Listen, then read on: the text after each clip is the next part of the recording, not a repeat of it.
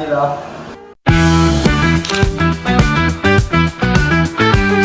Hi guys, I'm Cyril. Hi guys, I'm April. Hello again, I am Jaylee. Hi, I'm Erica. Hello, and I'm Luis. So ngayon, nandito tayo ngayon sa ating podcast para pag-usapan yung mga napilingan natin philosophers na pinaka-interesting na tayo. And syempre, i-explain din natin kung paano nila tayo natulungan sa pag-intindi sa kanya-kanya nating sarili. So, Luis? Sino mo una? Ako muna. Para sa akin, si Charles Horton Muli kasi siya yung nag-introduce ng looking glass self na basically na yung ibang tao, kung ano yung tingin ng ibang tao, ay yung tingin sa sarili. So, sinasabi mo na kapag kung ano yung tingin or trato sa'yo ng isang tao is yun na din yung magiging tingin mo sa sarili mo. Exactly. Yung kapag sinasabihan ka ng ibang tao na ang galing-galing mo naman sa mga ganyan. Pero, kapag sabihan ka naman na negative words, parang sasabi sa sarili mo na ganun ba ako? Yun. Sa akin naman si Irving Goffman. Kasi na-curious ako doon sa akin. Pero na-third ko na course siya na lahat daw tayo parang may role na ginagampanan. Depende sa kung sino daw yung kasama natin. So parang may front stage and backstage. Oo, parang ganun na lang.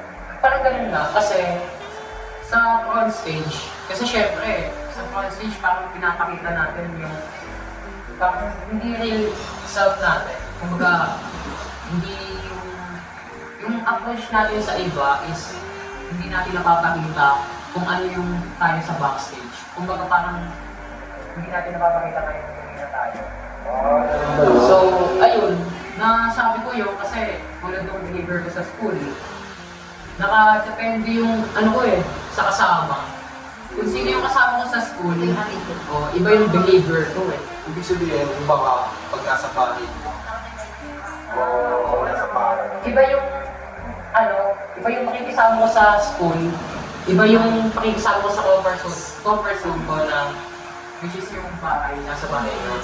So ayun, help me understand myself better na hindi ko kailangan na guilty kung ano man yung situation na pinakaharap ko. Proud of you, bro. For me naman si Socrates. Kasi diba sa kanya yung know thyself.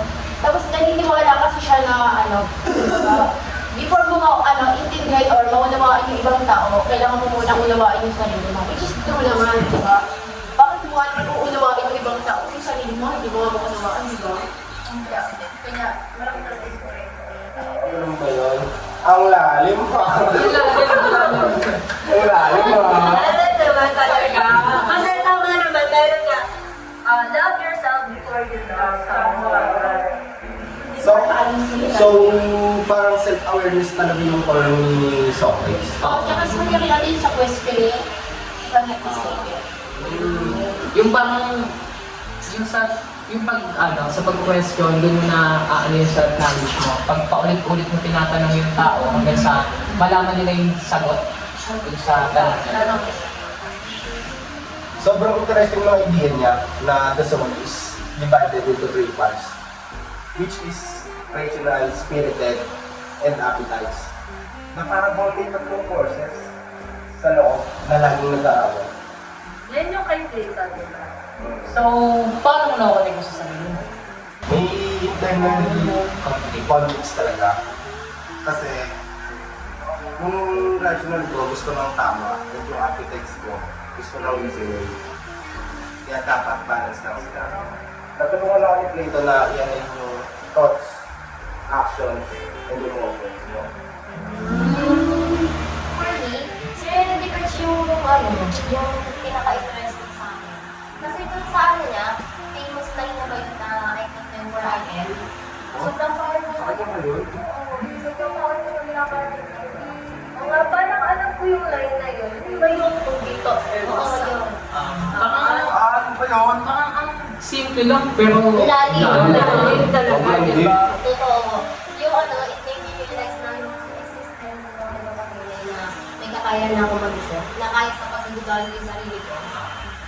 Bakit nagtutularo ka rin? Siyempre, may mga times na hindi naman talaga natin kaya yung sarili natin. Baka may sense out. Kaya may tinatawag na siya. Aba, syempre, not but not the least, ako si Jaylene and napili ko talaga si John Locke. He believed in tabula rasa, that the mind is blank state at birth and experience shape who we are. So, parang tayo talaga yung gumagawa ng story sa sarili natin. Yes, exactly, Lugis. I have learned kay John Locke na whatever your background is, you can change it and redefine yourself. Kumbaga, kung dati puro ka failures, ngayon pwede mo baguhin yung narrative mo. It helps me a lot, especially being a college student na syempre araw-araw marami tayong pinatahak na challenge and maraming opportunity to grow and improve yourself. Tama ka dyan. Kung inaakala mong nagtatapos ang podcast na to, naku po, nagkakamali ka. Meron kaming in-interview na team bahay. Pakinggan at panoorin natin siya ngayon. Si Judge Herbert Mead ang nakakuha ng atensyon ko. Ang concept niya na the self as a social product really hit me. Sabi niya, ang self ay hindi likas or pinanganak na meron na. Nabuo siya through social interaction. And na-realize ko na totoo yon. Kasi kung iisipin mo, kung wala kang kausap, kaibigan, o pamilya, para na lang nagre-reflect sa'yo kung sino ka. This helped me a lot to understand na bawat interaction, kahit simpleng usapan, may impact sa identity ko.